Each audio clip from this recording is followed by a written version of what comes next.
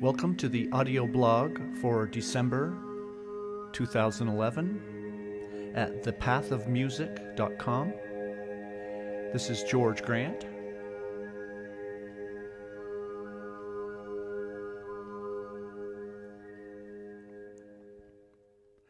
We've just been listening to a small excerpt from my CD recording called The Laying On of Voices.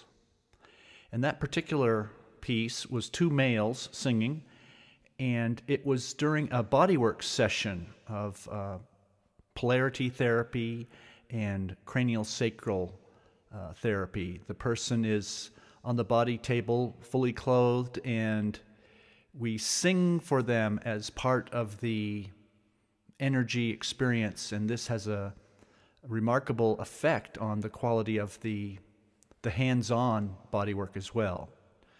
So last time we introduced the idea of the philosophy of the path of music.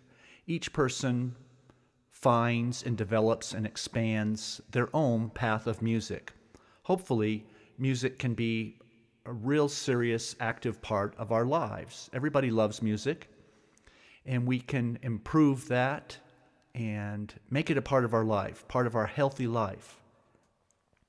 This time, for a few minutes, we can use 5 key words in this discussion: professional, amateur, private, public, audience. Those 5 words, they're all interrelated to each other. In the pursuit of the path of music and making music yourself, if you choose to do so, we can ask the question, are we going to do this professionally or as an amateur? Either are absolutely fine. A professional has a different skill set that's required than an amateur. And when we perform, we can do this either publicly, which means on stage or in a recording studio, or music can be made completely privately, in your own living room, in your own closet, in your own shower, in your own car, at your own campfire, and that's the end of it. It's amazing. I tell people that I have just as much fun, and maybe more fun, and more inspiration when I do vocal toning in a bodywork session versus being on stage with a virtuoso or some really great musicians. And people look at me like, what did you just say?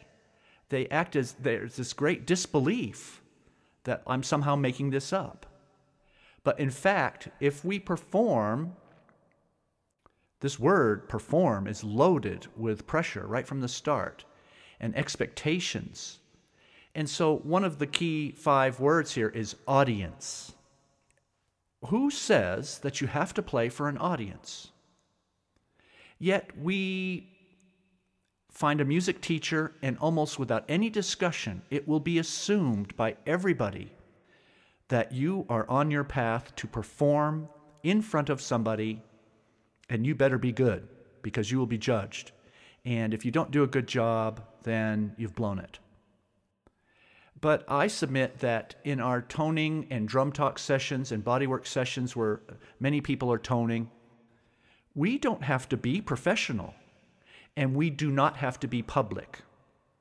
We can be completely amateur and private. The word amateur, I'm told in French, means for the love. What's wrong with amateur? What's wrong with for the love?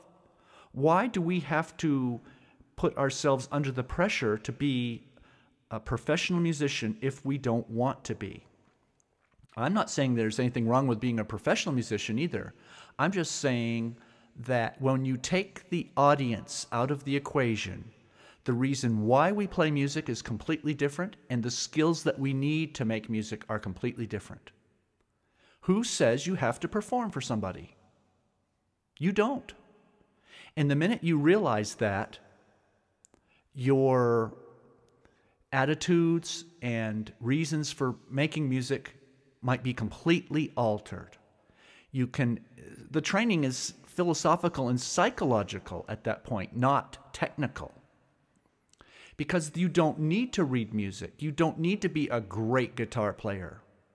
You don't need to pass an audition. You can just strum your Bob Dylan songs around the campfire, and you can sing your Peter, Paul, and Mary songs in the car while you're driving to the hot spring. And that's all there is to it. Now, if you want to be a professional at something, that's great. But why do we have to start with the professional expectation? If you like cooking, well, didn't you maybe just learn from your mom or your dad, and then it kind of became a habit, and then you decided, gee, maybe I'd like to do this for a living. And you learn to become a gourmet cook, and maybe you make a living at it. But you didn't start that way. You just cooked. If you want to be, if you like to go skiing, who says you have to train for the Olympics? If you want to drive a car and you're excited when you're a teenager, you know, we all like to get in that car and just drive. It doesn't mean you have to compete for NASCAR or for the Indianapolis 500.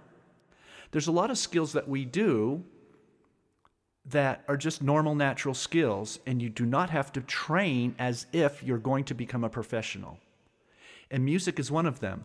But 9 out of 10 good music teachers will treat the new student as if they're on their path and their destiny to become a performer. Now, this doesn't mean they're going to get paid for it, but it means the training you will receive is professional. You are going to learn to read music, and you're going to play the good music, not the bad stuff, only the good music, whatever that is. And this, we know, is going to take years and years and years, because you have to learn the technique of your instrument, and you have to patiently learn to read music. But yet, let's look at life. The little baby's in the crib, and does the parents hold Shakespeare book into the crib to show the baby how to read and then to speak? No. The baby goes, "Mommy, feed me, Mama," you know, or even little grunts and groans and gestures is the first sign of communication.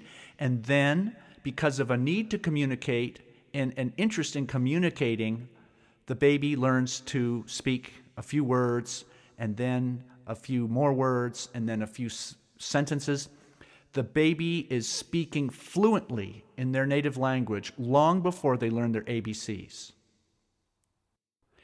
And yet, there's this cultural issue with music that I'm trying to highlight here, where we assume that to play proper music, we have to learn quarter notes and rests and eighth notes and C, E, G pitches on the staff from day one.